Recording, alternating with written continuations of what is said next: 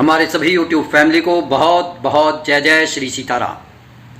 आज एक बेहद ही संवेदनशील विषय पर मैं आपसे बातचीत करने जा रहा हूं और वो मुद्दा ये है कि कई बार हमारे मन में ये बात आती है कि भाई हम उपाय कर रहे हैं, महाबली हनुमान जी का नाम हम निरंतर ले रहे हैं, लेकिन फिर भी आखिर क्या कारण है, क्या वजह है कि कुछ लोग तो ये कह रहे हैं कि भाई हम उपाय कर रहे हैं और तुरंत परिणाम मिल रहे हैं, रिजल्ट मिल रहा है, लेकिन हम बरसों से लगे पड़े हैं लेकिन हमारे को कोई रिजल्ट नहीं मिल रहा। तो एक बात हमारे को अच्छी तरह से जान लेनी चाहिए कि महाबली हनुमान जी की कृपा आप पर है, ये आप 3 बातों से अच्छी तरह से जान सकते हैं। लेकिन वो कृपा आप पर क्यों नहीं आ रही है, उसको समझने का एक सबसे महत्वपूर्ण कारण ये हो सकता है जो मैं आपके साथ शेयर कर रहा हूं। देखिए, हमारे इस शरीर के अंदर जो ऊर्जा है वो मूलाधार से सहस्त्रार तक घूम रही है, लेकिन जब वो ब्लॉक हो जाती है उस समय हमारे को हमारे अपेक्षित परिणाम नहीं मिलते। इन ऊर्जा को नोड्स कहा जाता है और ये जो खास 3 जो ऊर्जा के पॉइंट हैं वो मूलाधार चक्र में आपका ब्रह्मरंध्र है और हृदय चक्र में आपका विष्णुरंध्र है, इसे विष्णु ग्रंथि भी कहते हैं, और एक आज्ञा चक्र में रुद्र ग्रंथि है या रुद्र चक्र आप इसे कह सकते हैं। सबसे जो महत्वपूर्ण चीज है वो है ऊर्जा का ब्लॉक लगता है हमारे हृदय चक्र में। उसका कारण है वो मूलाधार से चली स्वादिष्ठान, मणिपुर, लेकिन अनाहत पर आकर वो अटक जाती है। कारण क्या है? सबसे बड़ा कारण ये है कि हम लोग जब भगवान की शरण में जाते हैं तो वहां पर हम अपने अहंकार को बाहर छोड़कर नहीं जाते। आपने देखा होगा कि खजुराहो के जो बड़े बड़े मंदिर हैं उनके बाहर जो प्रतिमाएं बनी हुई हैं, लोग कई बार कहते हैं कि भाई ये जो काम कला की जो प्रतिमाएं बनी हुई हैं ये आखिर मंदिर के बाहर क्यों बनी हुई हैं? इसका सीधा सा मतलब यह है कि जब आप भगवान के सामने पूजा करते हैं तो वो ही चीज सबसे पहले आपके सामने आती है जिससे आप बचना चाहते हैं, जिसे आप गलत मानते हैं। और मंदिर के अंदर प्रवेश करने से पहले इन चीजों को बाहर छोड़ना जरूरी है। अगर आप इन चीजों को बाहर छोड़कर नहीं जाते तो भगवान से मुलाकात नहीं हो सकती। आप भगवान के दर्शन अगर कर भी लेंगे तो वह दर्शन आपको वो लाभ नहीं दे पाएंगे जो आप चाहते हैं। तो सबसे पहले जो हमारे हृदय चक्र में एक मैं है, एक अहंकार है, ईर्ष्या, द्वेष, लालच, मद, मत्सर, तो ये जो काम, क्रोध, ये जो सब कुछ है, अगर ये हमारे हृदय चक्र में है तो यहां पर एक ऊर्जा ब्लॉक हो गई है। जब तक ये ब्लॉक रहेगी, आप ये मानकर चलिए कि आप आगे तो बढ़ना चाह रहे हैं। जैसे कि एक व्यक्ति नाव पर सवार है और वह पूरी रात नाव को खेने में लगा हुआ है कि भैया मैं आज आगे चला जाऊंगा, आगे चला जाऊंगा, लेकिन वह भूल गया है नाव को खूंटे से खोलना। वो चाहे कितना भी चला ले, कितना भी पूरी रात मेहनत कर दे, पूरे बरस बीत जाए, बरसों के बरस मेहनत करता चला जाए, लेकिन उसे वो लाभ नहीं मिलेगा जब तक वो ऊर्जा ब्लॉक है। उस ऊर्जा के ऊपर अगर आप काम नहीं कर रहे, आप सिर्फ समाधान चाहते हैं, और ऐसा नहीं है कि ये जो उपाय बताए जाते हैं ये कारगर नहीं होते, उपाय कारगर होते हैं, लेकिन ये तो आप इस तरीके से है जैसे कि आपने रोटी बनाने के लिए तवे को जो है गैस के ऊपर रख दिया, चूल्हे के ऊपर रख दिया, आपने आटा भी मार लिया, लोई भी बना ली, और उसके बाद में अच्छी तरीके से रोटी बेल भी ली और तवे के ऊपर डाल भी दी, लेकिन वो सिक ही नहीं रही है। क्यों? क्योंकि आप अग्नि जलाना भूल गए हैं। जब तक ऊर्जा का प्रवाह नहीं होगा, ऊर्जा का प्रवाह जब तक आगे नहीं जाएगा, आपकी रोटी वैसी की वैसी रहेगी, उसमें कोई ना फुलावट आएगी ना कोई सिकावट आएगी। तो इसलिए सबसे पहले कोई भी जो उपाय करने के लिए कहा जाता है तो मन वचन कर्म से हमारे को शुद्ध और पवित्र होना चाहिए। और जब हम कोई महाबली हनुमान जी के निमित्त कोई कार्य कर रहे होते हैं और फिर हम रोने लगते हैं कि भैया कि हमारे को तो कुछ मिल ही नहीं रहा, हम तो परेशान हो रहे हैं।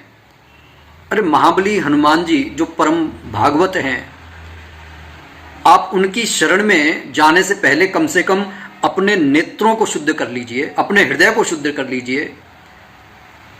बात सिर्फ ये नहीं है कि आपने स्नान कर लिया, आपने साफ सुथरे कपड़े पहन लिए। बात सबसे बड़ी और जरूरी ये है कि क्या आपने मन के अंदर ये संकल्प लिया है। जैसे कहते हैं ना कि सबसे पहले आपने संकल्प लिया कोई भी पूजा करने से पहले कि भाई मेरा ये नाम है, मेरे पिता का ये नाम है, मेरा ये गोत्र है, मैं यहाँ से पूजा कर रहा हूँ और इस निमित्त हनुमान जी मैं आपकी शरण में आया हूँ, या दुर्गे माता आपकी शरण में आया हूँ, या प्रभु श्री राम जी मैं आपकी शरण में आया हूँ। आपने ये संकल्प ले लिया, आपने पूजा कर ली, आपने उपाय कर लिया, लेकिन आप एक संकल्प लेना भूल गए। आपको अपने आप से एक संकल्प लेना है कि मैं पूरी तरीके से अपने शुद्ध आचरण के साथ, शुद्धता और पवित्रता के साथ प्रभु आपकी शरण में आया हूं, मुझे आप स्वीकार कर लीजिए। मैं किसी का अहित नहीं चाहता, मैं किसी से ईर्ष्या नहीं करना चाहता। बस मेरी आपसे ये रिक्वेस्ट है, ये प्रार्थना है कि अगर एक के पास में भैया 2 गाड़ियां हैं तो कम से कम एक तो मेरे को भी मिलनी चाहिए। अगर एक के पास में बहुत बड़ी 2 मंजिला मकान है, कम से कम 1 मंजिला मकान तो मेरा भी हो। कहने का सीधा सा अर्थ है, आप दूसरे का अहित करके अगर आगे बढ़ना चाहते हैं तो महाबली हनुमान जी की कृपा आपको नहीं मिलेगी। और जो ही हम महाबली हनुमान जी की पूजा करने लगते हैं तो ये बात तो आप अपने मन से बिल्कुल भुला दीजिए कि महाबली हनुमान जी आपको देख नहीं रहे। जैसे ही अग्नि प्रज्वलित हुई, ब्रह्मांड की दिव्य ऊर्जा ने आकर आपको घेर लिया। अब वह कवच बनकर आपको घेरे हुए है।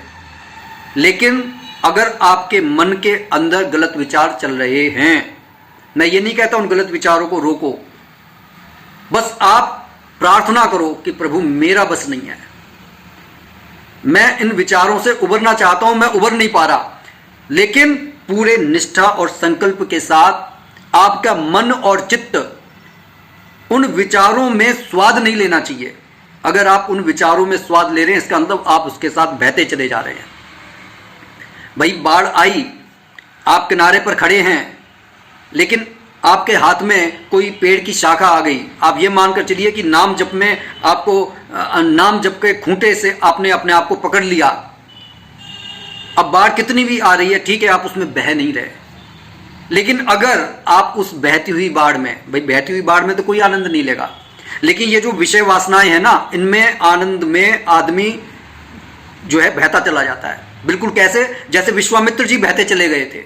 विश्वामित्र जी के महान तप से जब इंद्र का सिंहासन डोलने लगा तो उन्होंने मेनका को, जो वहां की अप्सरा थी, उनके पास में उनकी तपस्या को भंग करने के लिए भेज दिया और वह भी मानवीय संवेदनाओं में बह गए। लेकिन जब उनको आभास हुआ कि यह क्या हुआ, मेरा तो सारा तपबल क्षीण हो गया, जैसे ही उन्हें अपनी गलती का एहसास हुआ, तब उन्होंने पुनः एक पैर पर खड़े होकर तपस्या की और गायत्री मंत्र को, आज सारा संसार जानता है कि गायत्री मंत्र हमारे जीवन को पूरा शुद्ध और पवित्र कर देता है। ये उन्हीं की दी हुई रचना है। तो गिरना कुछ गलत नहीं है, लेकिन गिरकर अगर आप संभलना ही ना चाहें तो आपका ये जीवन व्यर्थ है। तो इस बात को अच्छी तरीके से समझ लीजिए कि हमारे जो शरीर के ये ऊर्जा केंद्र हैं, अगर इनके अंदर ब्लॉकेज आ गई तो आप कोई भी उपाय कर रहे हैं और अहंकार के साथ कर रहे हैं, मैं के साथ कर रहे हैं, काम क्रोध तृष्णा मद मत्सर आपके हृदय में समाये हुए हैं और आप ये सोचते हैं कि भाई मैं जब सबल हो जाऊंगा उसके बाद में मैं अपने शत्रु को देख लूंगा या किसी को भी देख लूंगा, तो आप गलती पर हैं। इसलिए आपको ये समझना चाहिए कि महाबली हनुमान जी की शरण में जाते हुए आप पूरे विनम्र हो जाइए। किसी का अहित मत चाहिए, सभी का भला चाहिए, क्योंकि यही सनातन धर्म की प्रार्थना है, जो हर प्राणी के सुख की कामना करते हैं और ये कोशिश करते हैं कि भाई मैं किसी के दुख का कारण ना बनूं। और उसके बाद में अब आपको पता कैसे चलेगा कि महाबली हनुमान जी की कृपा आप पर बरस रही है? क्योंकि जब हृदय शुद्ध और पवित्र हो जाता है ना, तो वह अपने प्रिय की याद में रोने लगता है, उसकी आंखों से अकस्मात आंसू आने लगते हैं। जब आप महाबली हनुमान जी के सामने खड़े हों और आप अकस्मात आपकी आंखों से पानी निकलने लगे, आप समझ जाइए कि हनुमान जी की जो है दृष्टि आप पर है, उनका आशीर्वाद आप पर है, वह आपको जगाना चाहते हैं और अब आप जाग चुके हैं, क्योंकि अब पश्चाताप के आंसू आपकी आंखों से निकल रहे हैं। क्योंकि एक मानव की जो आत्मा है वो शुद्ध है, पवित्र है जन्म से ही। जैसे ही आप ये सोचेंगे कि भाई यार मैं क्या किसी के लिए गलत सोच सकता हूं, और उसी समय आपके दिमाग में आएगा यार मैंने कितनों का गलत सोचा है, और उस क्षण जब आप महाबली हनुमान जी के सामने हाथ जोड़कर खड़े हैं और आपके हृदय से पश्चाताप के आंसू बहने लगे, आप समझ जाइए कि भैया महाबली हनुमान जी की अब कृपा आप पर होने वाली है। महाबली हनुमान जी के सामने जाते ही आपके शरीर के रोंगटे खड़े हो गए, तो आप समझ जाइए कि भैया महाबली हनुमान जी यहीं पर कहीं पर उनकी ऊर्जा आपको घेरे हुए है। आप अपने मन के अंदर यह मंथन कीजिए, उस समय आपको पता चल जाएगा कि भाई आपका ये जो विष्णु ग्रंथि है ये अब जागृत होने लगी है, यहां से ऊर्जा ऊपर की तरफ प्रवाहित होगी। क्योंकि जैसे ही हृदय चक्र है क्या?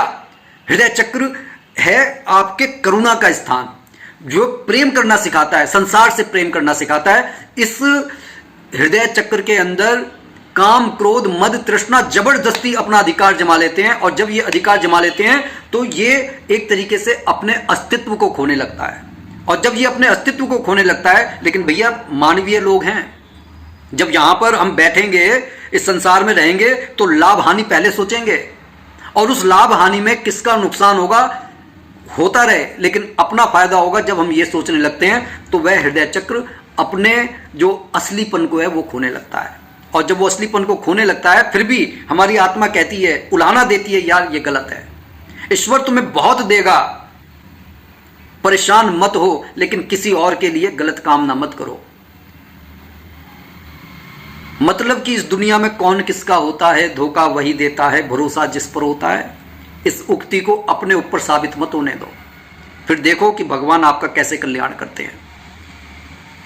जब आपके मन के अंदर ये भावनाएं आने लगे ना, और आप ये सोचो भैया मैं किसी का अहित नहीं करना चाहता, और अगर अहित हो गया है, पश्चाताप के आंसू आ रहे हैं, और आप उसकी मदद करना चाहते हैं, आप दीनहीनों की मदद करना चाहते हैं, अपनी सामर्थ्य से बढ़कर अगर आप किसी की मदद करना चाहते हैं, आप समझ लीजिए कि ये जो आभास आपके हृदय के अंदर पैदा हो रहा है, ये अपने आप पैदा नहीं हो रहा है, ये महाबली हनुमान जी की कृपा से पैदा हो रहा है। और अगर ये पैदा हो गया है तो आप निश्चिंत रहिए, आपके साथ अच्छा होगा, बुरा नहीं होगा, लेकिन धैर्य आपको धारण करना पड़ेगा। मैं बार बार कहता हूं कि प्रारब्ध में जो हमने फसल बोई है उसको काटना पड़ेगा। भगवान ने जब जन्म देकर यहां पर भेजा, तब हम एक पूरी की पूरी एक वही जिसे कहना साफ सुथरी किताब थे, उसमें सिर्फ 2 पन्ने हैं, एक जन्म का एक मृत्यु का, बीच के पन्ने आपको खुद भरने हैं।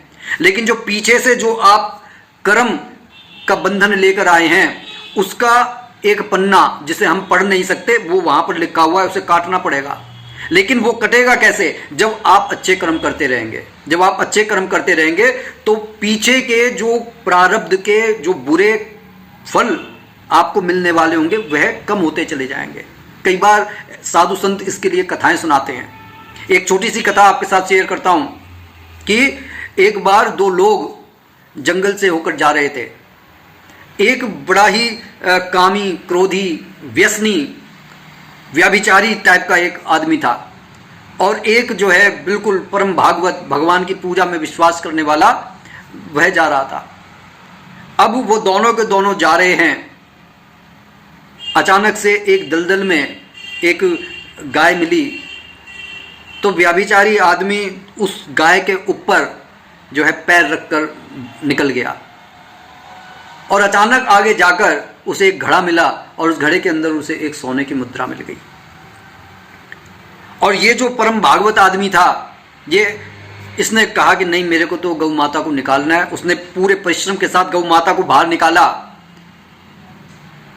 उनके चोट लगी थी, उनकी पट्टी वट्टी की, और उसके बाद में जब आगे बढ़ा तो उसके पैर के अंदर कांटा चुभ गया।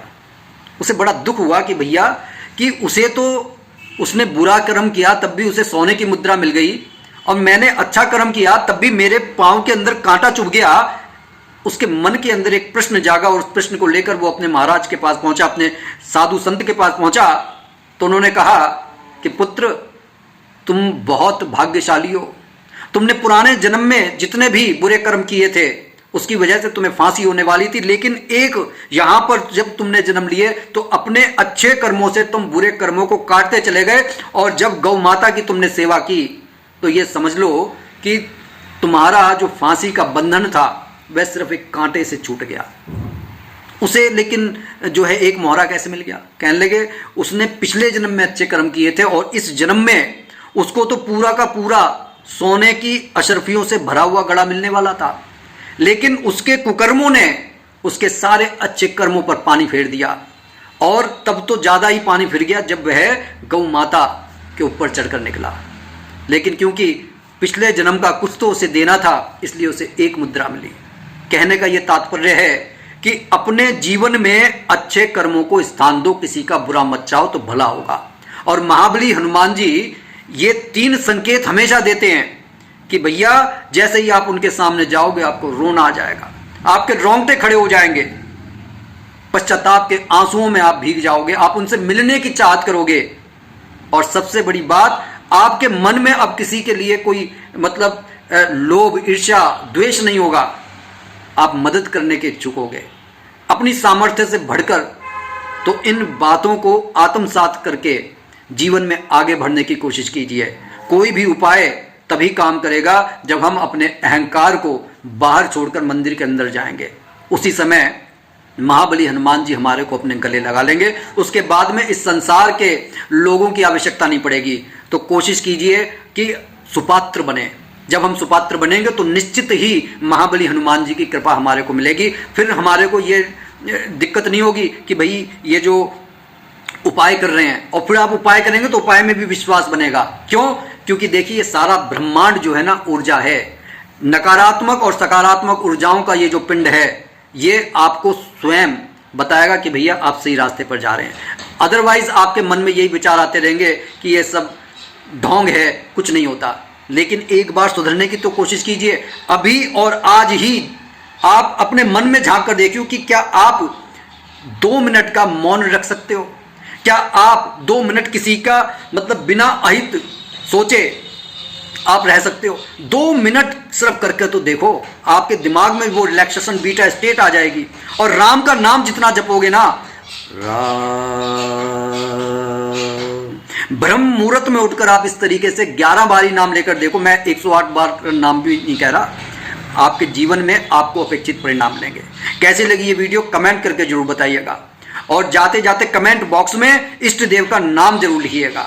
और ज्यादा से ज्यादा इस वीडियो को शेयर कीजिए ताकि और भी लोग लाभ उठा सकें। और अगर चैनल पर नए हैं तो कृपया सब्सक्राइब करना ना भूलें। इससे हमारे को भी मोटिवेशन मिलता है और हम कोशिश करते हैं कि जो ज्ञान हमारे को मिलता है वो आप तक पहुंचा सकें। बोलिए जय जय श्री सीताराम।